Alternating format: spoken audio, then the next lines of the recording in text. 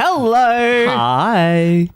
I was very excited just then. I'm Callum. And I'm Nick. And this is That's Eurovision, baby. I will allow you the button this week. Thank you so much. Nick, how you been?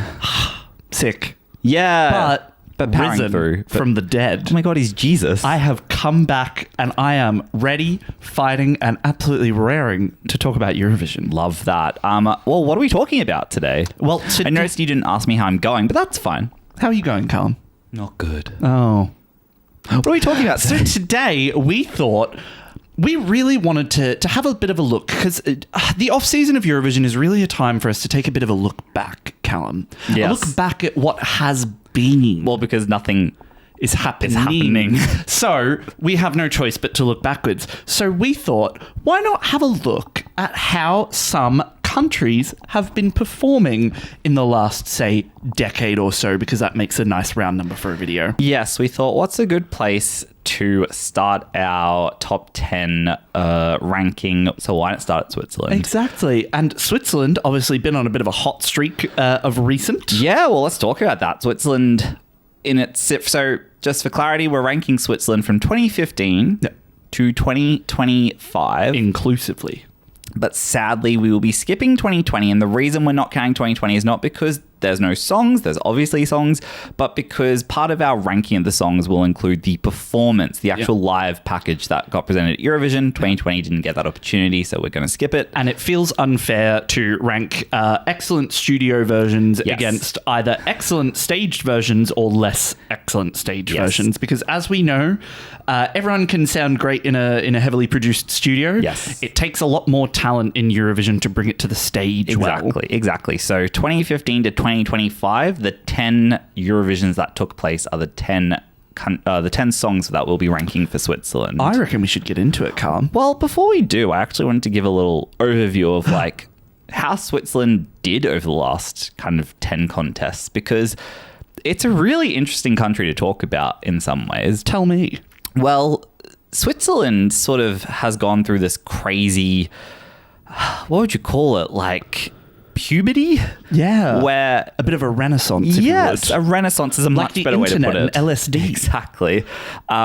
Where from 2015 to 2018, so 15, 16, 17, 18, those 4 Eurovisions, Switzerland did not qualify. And the 2010s, Switzerland was a bit of a flop. People did not rate Switzerland. It was a country that was just not performing. Then something in the water changed. 2019 comes along. It's that crisp mountain air. We get some Dirty Dancing, and then Switzerland since then has become one of the Eurovision powerhouses. It is like a switch turned on for them. Yeah. And a really interesting fact, Switzerland between 2019 and 2024 when they won, of those 5 contests, 19, 21, 22, 23. Yeah, of those 5 contests, Switzerland placed in the top 5 3 out of 5 times and qualified 100% of the time. Wow. Which is a pretty incredible batting rate when you think about it. It's a pretty impressive streak. It'd be one that Germany would be proud to hang its hat on. Exactly.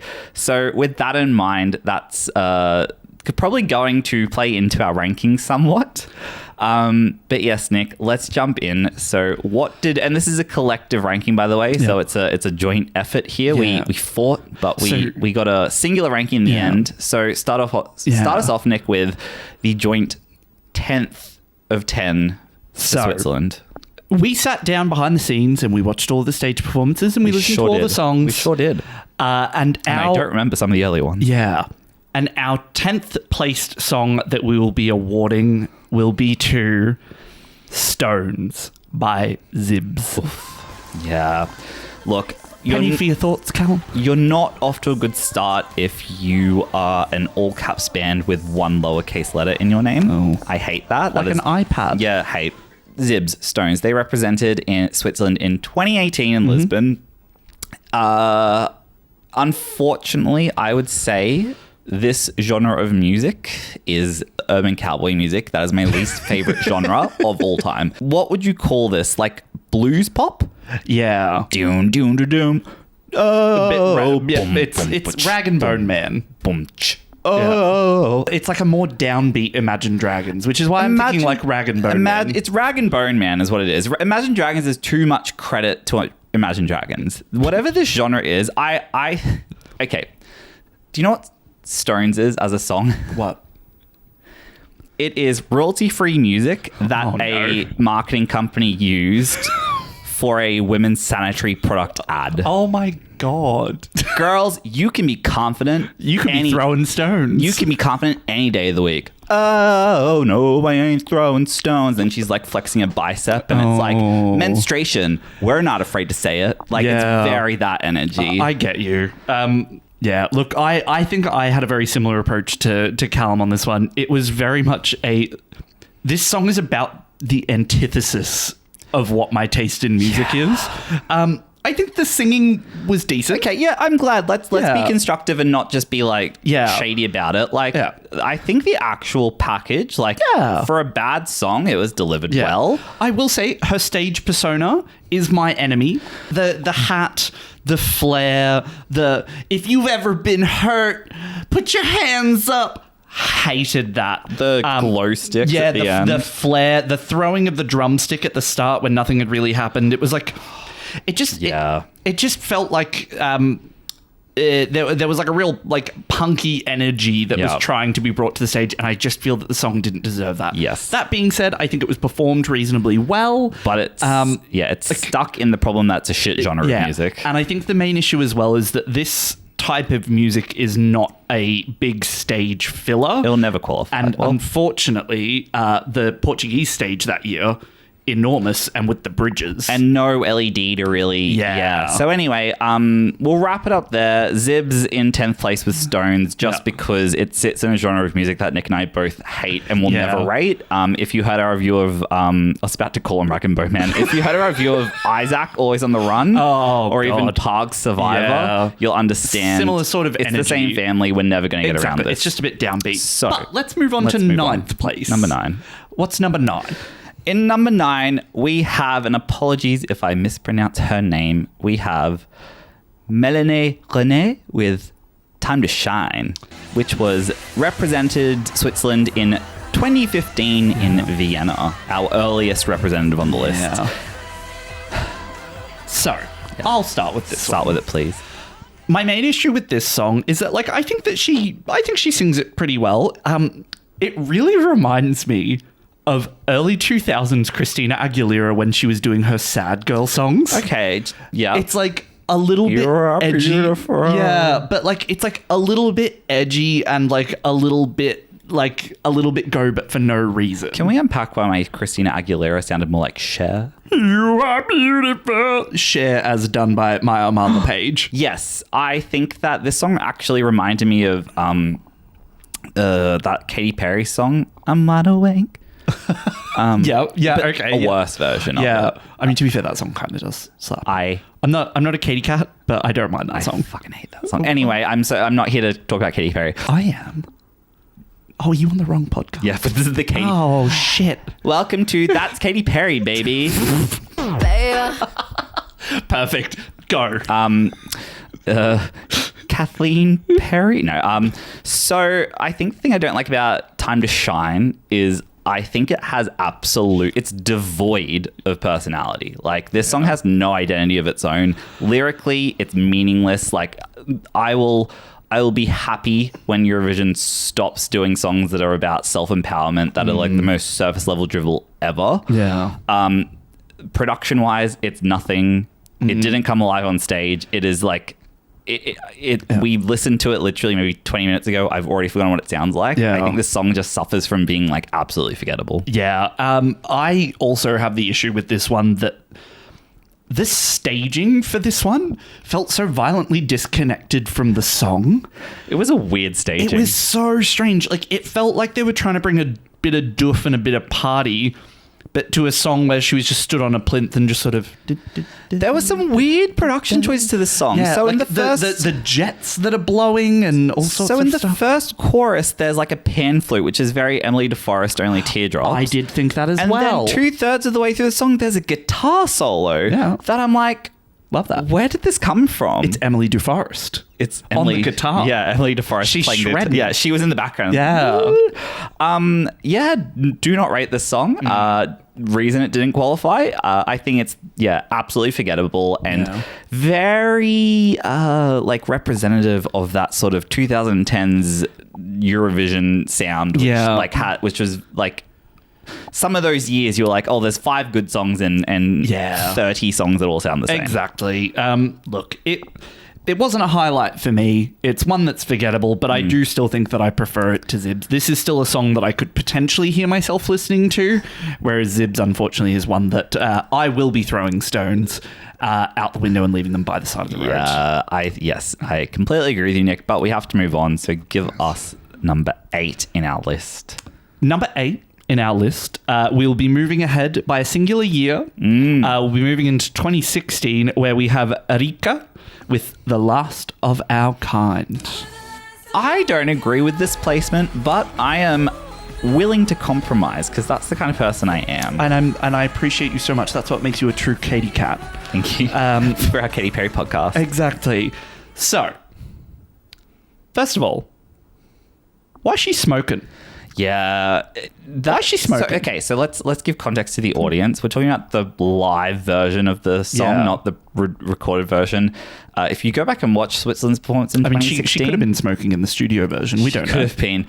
That's not my business. There is a very weird production choice in the first part of this song where she's got dry ice or something coming off of her for no apparent reason. And it's probably for like a good first like the minute. First full verse of the song. Yeah. She's standing in silhouette under the spotlight as smoke is coming off of her, and it makes no sense. And I think the major issue as well with the smoke is that all it did was serve to show how empty the rest of the stage was. So this song, the reason I slightly disagree with it being this low is I love camp. If you heard us last week and you heard me defending Embers for being a camp classic, this song is such like go on girl, give us nothing energy. She came out there and said, come on, Blanche. She came out there and said, I have blue hair. The end. Yeah. She said, that's it. She said, this is my staging package. And that was it. And then people were like, maybe put some dry ice in her. I don't know. And then she just came out there and did this weird dance move that's just... My dream, her ducking and just waving the one arm that's held the microphone. My dream is that one of her like delegation saw her out in the car park absolutely smashing the vape and was like, "Now that's a staging absolutely idea." Fanganadori. Absolutely belting the end off of a blueberry grapefruit elf bar and said, "Now hold on. Let's recapture this energy." Blue hair. Perfect. So I'll also quickly say this though. The recorded version of the song is really good. Yeah. I really love the production elements of the song. Yeah. I love the 80s aesthetic. There's like the 80s synth and like the drums and all the stuff really works for me. Yeah. The worst part of the song is unfortunately Rika's vocals. They're weak in both the recorded version and they are non-existent in the live version. Weirdly, what I will say though, so there's a key change in like the last chorus of this song. Mm-hmm. It actually makes things a lot better.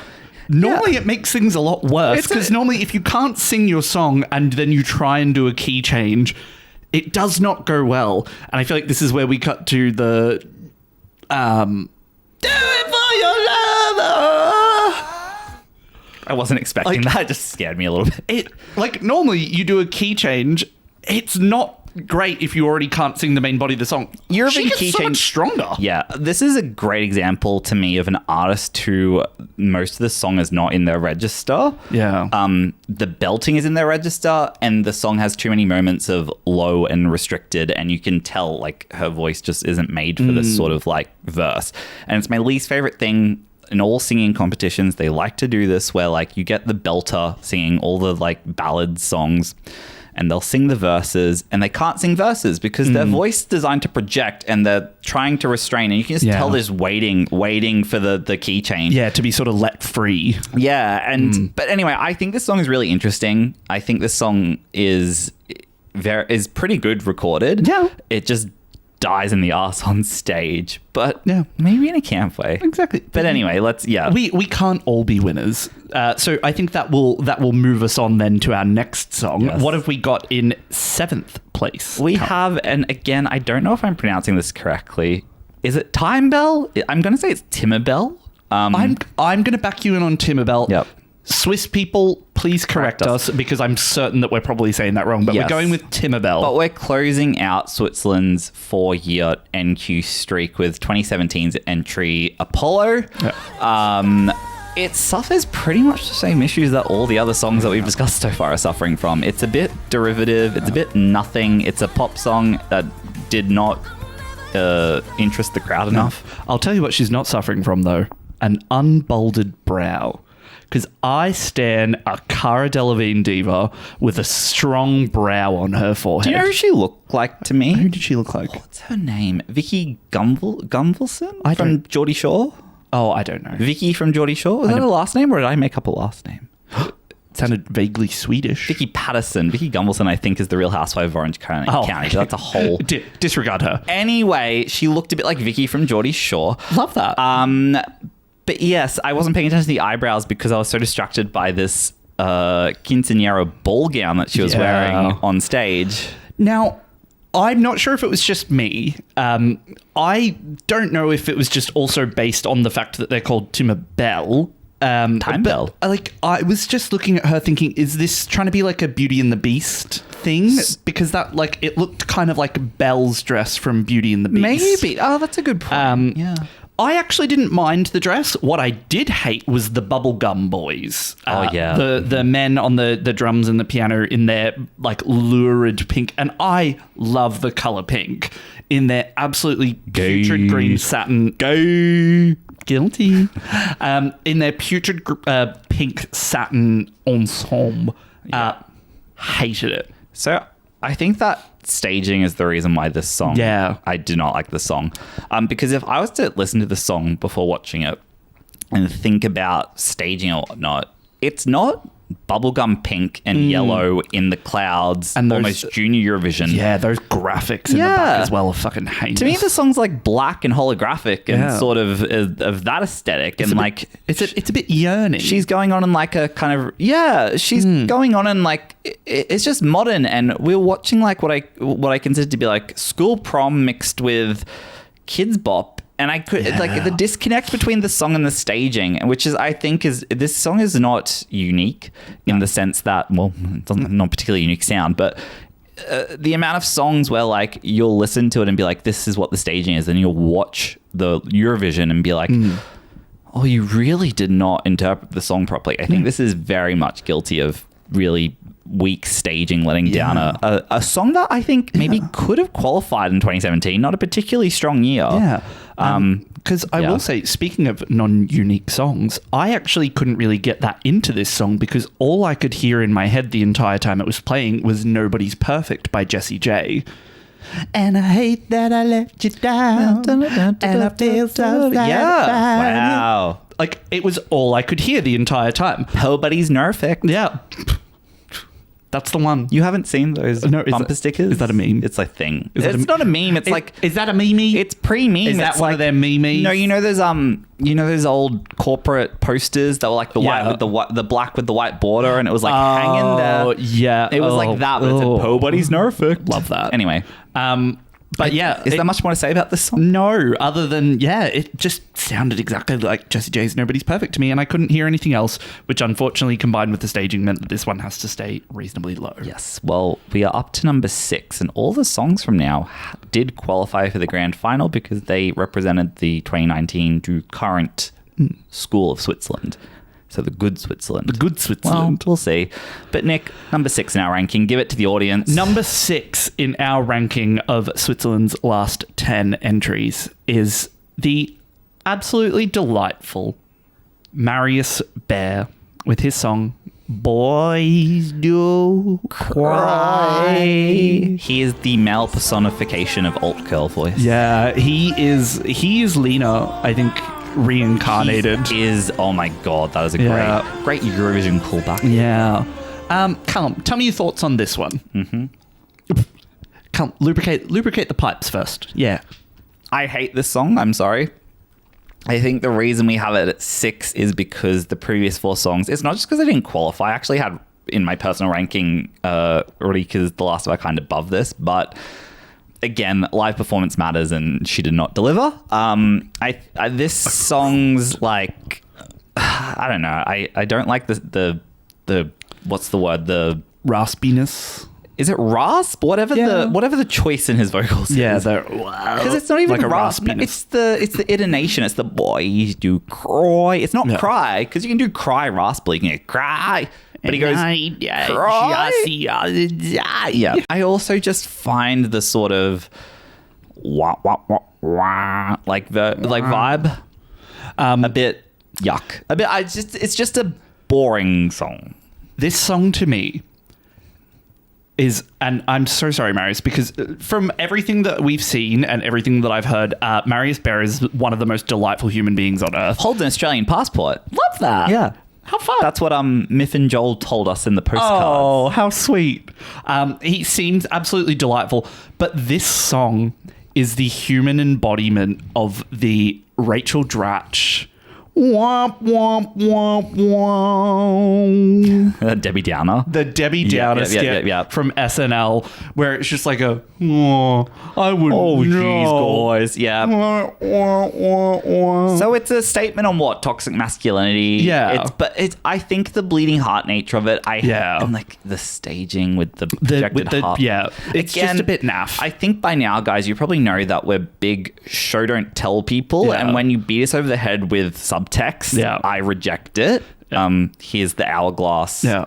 Also, I'm in the hourglass. Yeah. You know, like you don't We're coming for you, Luann. But you don't need to show us the hourglass because I get you're in the hourglass. You don't need to project the broken heart on us because we get that it's a bleeding heart song, you know? So, like, you trust us to get the message. Exactly. But in being positive, again, seems like a delightful person. And also, his voice is beautiful. It's got beautiful tone and he can sing very well. The enunciation that he does of the wow. Enunciation is probably the word I was looking for before. I think he sounds like one of those trumpets that's got the muted. that's got the thing in the end of it. That's what I was trying to get out before. That but for like the human voice. Yes. He should be in like a full trench coat and a fedora under a street lamp in the rain, just like leaning against it. Do you know what I'm saying? Like, yeah. Yeah, no, and I think the reason it's still 6, which is a pretty decent placement, is because vocally, like, what he's achieving is really good. The performance is good. Like, and I don't like the song. I think like there's too much high production in this to rank it any lower. Is that a good way to put it? No, I completely agree. I think that it's like this song is clearly of a quality and the production that they put into it is clearly of a quality that I think outranks everything that they were putting in sort of before that 2019 period. Yes. So I think it still ranks reasonably high. Yes. But it cannot go any higher than that. Yes. So we're up to number 5. Do you want to tell the good people what it is, Callum? It is Switzerland's 2023 entry, Remo Forel with Water Gun. So, Nick, thoughts and feelings? I love his tizzy top. Oh, yeah, I love his whole outfit. Yeah, I love his fit. I need to go see his hairdresser. I mean, he's obviously like a very good-looking little twink. Very. I wouldn't call him a twink. What else would you call him? Just cute, very baby-faced, a little bit too baby-faced. Well, because I think he's still only like, he'd be like 24 now, no, so he would have been like young. 22 at the time. Too young. But look, he has a beautiful voice. This song, I think the reason that this song outranks a lot of the others on the list is because I really enjoy the second half of it once they bring in sort of like the electronic-y sort of undertone of the drums. Yeah, I think the chorus of the song is fantastic. Yeah. I think it's a really well done chorus. And I still get stuck in my head to this day. Yeah, and I just think that whoever made him do that choreo needs to have a good sit down and think about what they were doing, because you don't like it? No, it made the whole thing a bit naff. Okay, I disagree with you. Okay, you tell me what you think about it, because I think that when he's doing like it just looks like nothing about it looks natural. I think the choreography and staging of the song elevates it quite a bit. I think it makes it feel a lot more in the modern Eurovision era. I feel like I quite like it. I find the whole staging of the song really effective. I didn't initially love this song in 2023, but I've got to say, like, I go back and listen to it every now and then, like we did today for research, and it grows on me every time. Okay. Well, I think that's fair. Like, I think it's a really good song, and I think that, like, it's performed exceptionally well. Like, he's got a beautiful voice. His voice is gorgeous. Yeah, and yeah, wherever he got that top from. I don't know. But yes, I think the electronic elements are really strong. There's just a lot going for the song that I'm really impressed with. Yeah. I think it's a demonstration of how you do one of those slower, sort of more heartfelt songs, like, well. Actually, I just want to say this very, very quickly. We can move on. If you watched last week's video, our Eurovision Hear Me Outs, Nick pointed out this whole thing about, is the Eurovision Balkan ballad kind of at the end of its era? And we came to the conclusion that it's not. It's just not being given the respect it deserves to elevate it to kind of like a modern Eurovision standard. Sorry if I upset any Balkans with my opinions. I don't think you did, largely just because we weren't calling them bad. We were just saying they were underutilized. Underserved. I feel like Remo's song's a great example of something that's a ballad that has more modern production choices. It's got a bit more about it. Better staging, and like it I think it's if we can learn one thing from Watergun, apply that to Montenegro, and you probably have a song that qualifies. Anyway, we should move on though to our top 4. And before I throw it to you, Nick, I just want to make a comment that this top 4 is extremely strong. There's probably a sizable gap between, I'd say, the non-queuing 4 songs are in this category. I'd say Marius and Remo are here. These top 4 insane. Incredibly good. And all 4 of them placed in the top 10 of their respective years because they are that good. Yeah. So just keep in mind that we are leaping in quality right now. Oh, yeah. And it's picking our favorite children at this point. So, Nick, which child are you Sophie's choicing first? Sophie's choicing. That's dark. I'm our sorry. First child off the ranks in position number 4 for Switzerland in their last 10 will be the absolutely fabulous Dancin' and Jivin' Luca Hani with Shake Me. Which I always thought was called Dirty Dancing, but that's... I feel like it should be one of those songs that's got like brackets. It's Dirty a parentheses Dancing song. It is a parentheses song. You know what else it is? It's Muego. Yes, Male Fuego. It's Male Fuego. This song is a all-time good bop. Oh, this is never leaving the Eurovision party playlist. Exactly. Like, you'll put this on at any Eurovision party and it gets the party going. Absolute road trip pumper as well. Like if you ever want to get a little bit of razzmatazz about you, put a bit of this on. I remember I was driving to work one morning and I was having a bit of a shit morning and I put this song on, and honestly I got to work and I was like, actually everything's fine. That sounded like an infomercial testimony. Yeah. And actually, I don't want to die today. Yeah. I'm not going to crash the car. No. Everything's going to be fine. And then I got to work and honestly, it was okay. Wow. And to me, that's a testament of the power of Luca Hani. And seeing him come back in 2025 and perform again, outstanding. I really hope I pressed the right button right now. Yeah, beautiful. That was a really beautiful message, Nick. Look, is this song groundbreaking? Is it blazing new trails of music? No. But it's a good time. Yeah, it's interesting. I called Michelle René. Was that her name? Melanie René. I'm so sorry. I called Time to Shine derivative and uninspired. I stand by that. I think Luca's song you can basically say is Mel Fuego. But there's something in the spirit of the song, the delivery, the choreo, the way it all comes together, not just live, but in studio too, that it just has such an energy to it and such it's infectious, this song. Like, I think this song is like in a lot of ways, a Euphoria or a Waterloo, where it's like it kind of cements itself on every Eurovision playlist for eternity because it just starts the party. Oh yeah. I think I'm gonna go on a bit of a hot take here. I'm gonna go on a bit of an angle and tell me if you agree with me or you don't agree with me, because there's probably people that don't.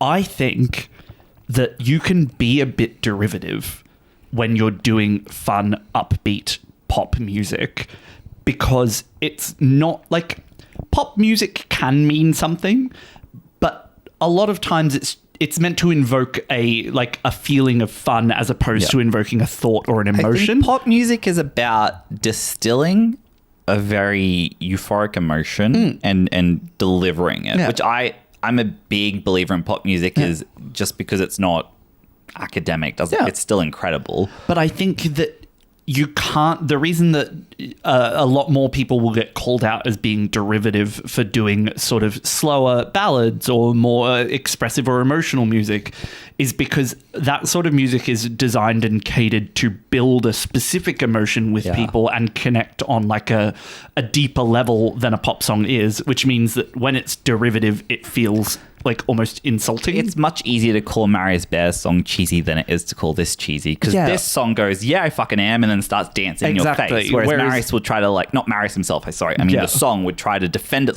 No, I'm not. I'm actually a statement. Exactly. No, I'm authentic. And I feel my feelings. One leans into the cheese, one tries to defend itself a bit too much. And I think that self-awareness is I think that's kind of what I'm trying to get I at. love it. I think, we'll wrap it up, but I will just say, I absolutely love She Got Me.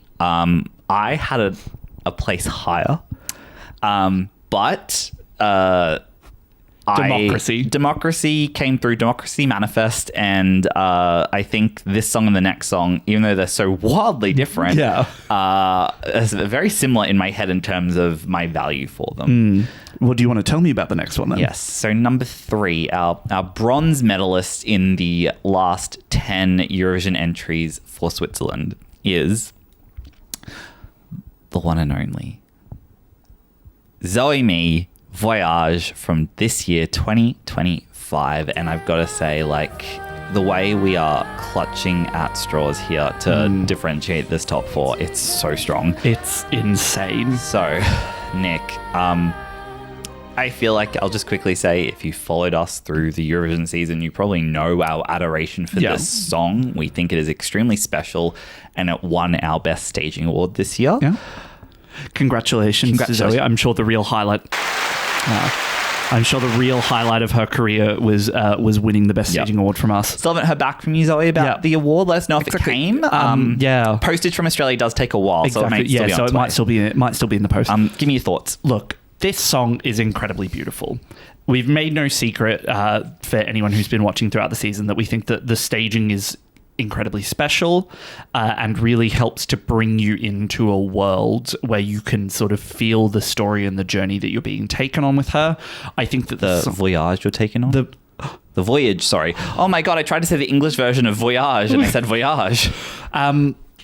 I adore this song. I think that it's extremely special. It's one that I still listen to a lot, and I think it's one that I will continue to listen to a lot because I just think it's such a beautiful piece of music, and was sad not to see it place higher. It did. Yes, sorry, go on. But yeah, I don't think I need to defend this one anymore. No, and I think when we get to these last 3, they're all quite current in the Eurovision zeitgeist and memory. I'm not so sad it didn't place higher. I think I'm sad it got 0 points from the televote. Yeah. This is not a 0 televote song but it came second in the jury.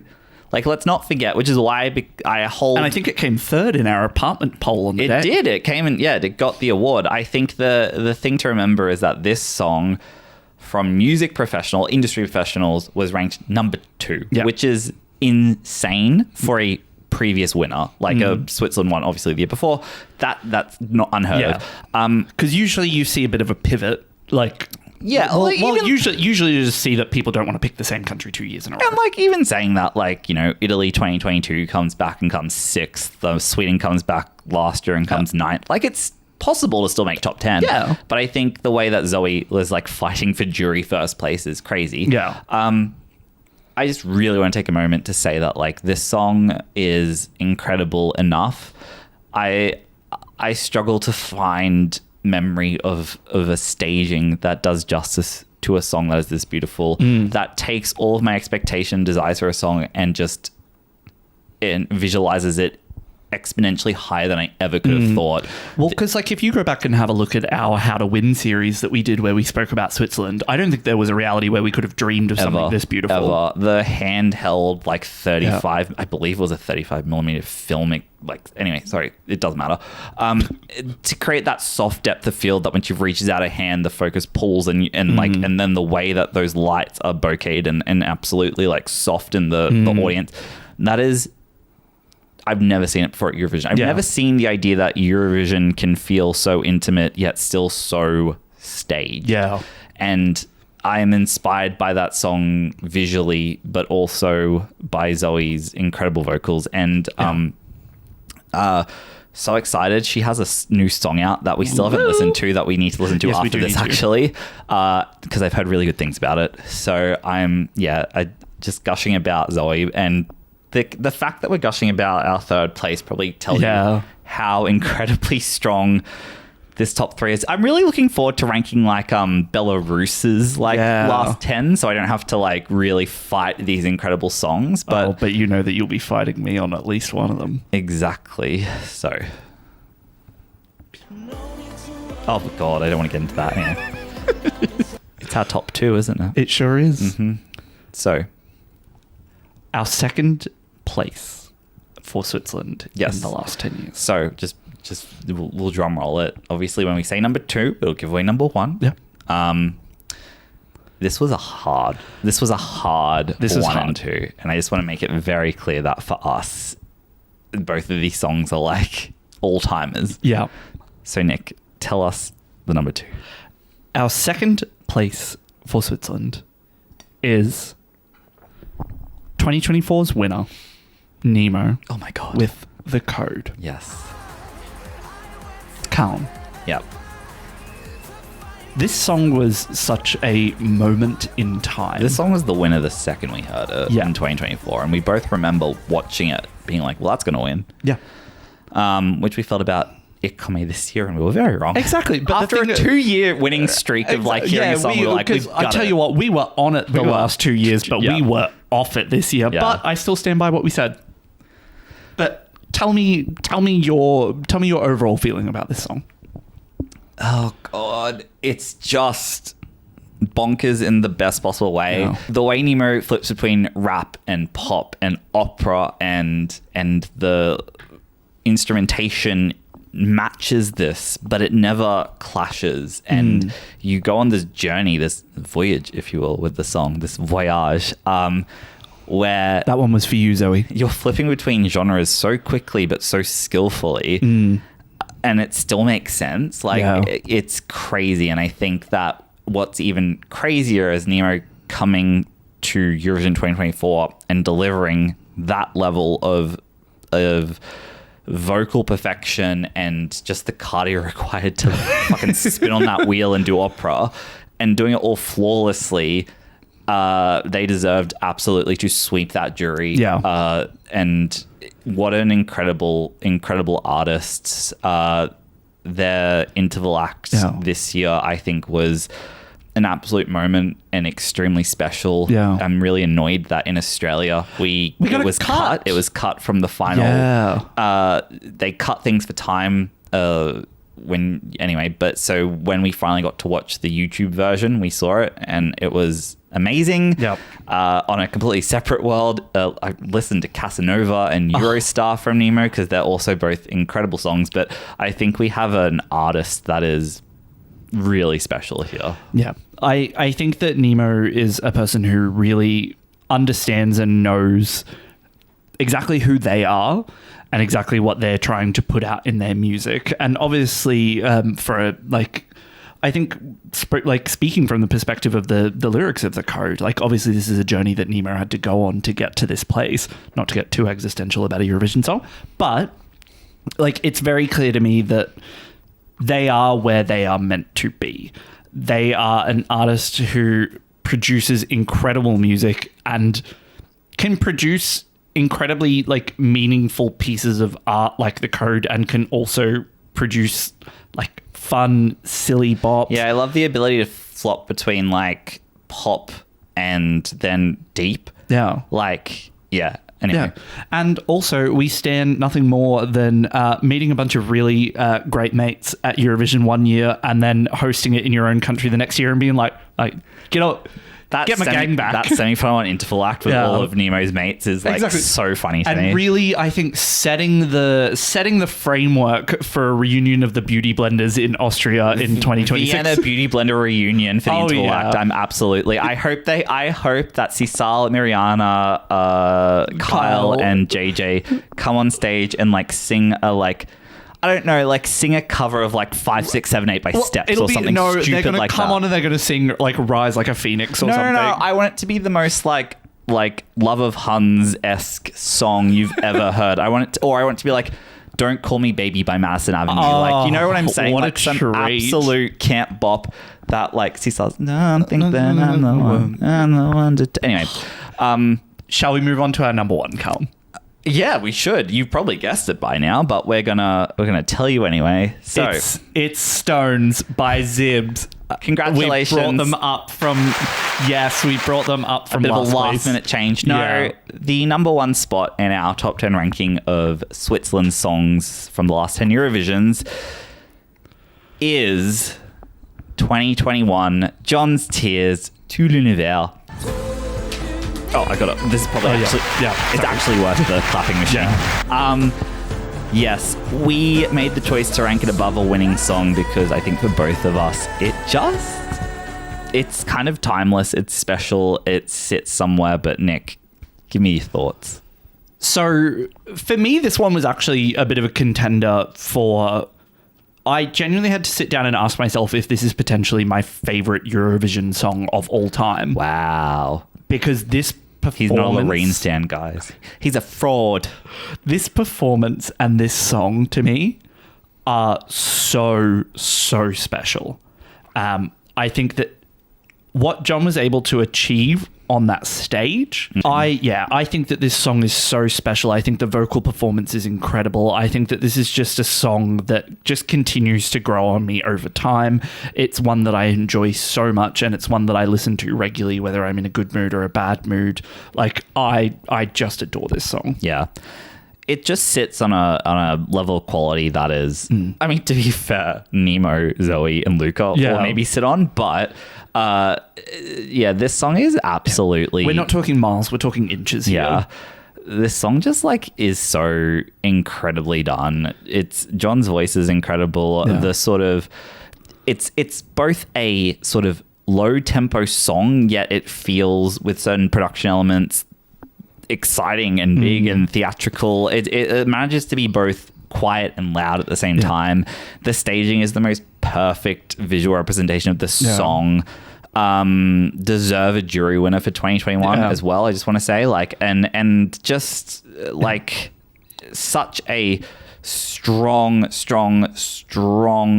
like, I definitely think that John's Tears is in, if maybe this will be a video we do at some point for our Patreons. We don't have a Patreon. Ooh. We don't have one. But maybe of like our Hall of Fame songs. Yeah. So I feel like this is pretty high up there. This and another 2021 song, which we won't talk about just yet. But two pretty strong Hall of Fame songs. But yes, John's Tears is a worthy number one. Yeah. I think we both edged it out over Nemo simply because we both listen to the song all the time. And honestly, we've just had longer to sit with this one as well. Yeah, maybe next year we'll revisit this and see if Nemo takes up number one. But I think that this song to me too it's a pretty masterful Eurovision song produced extremely well. And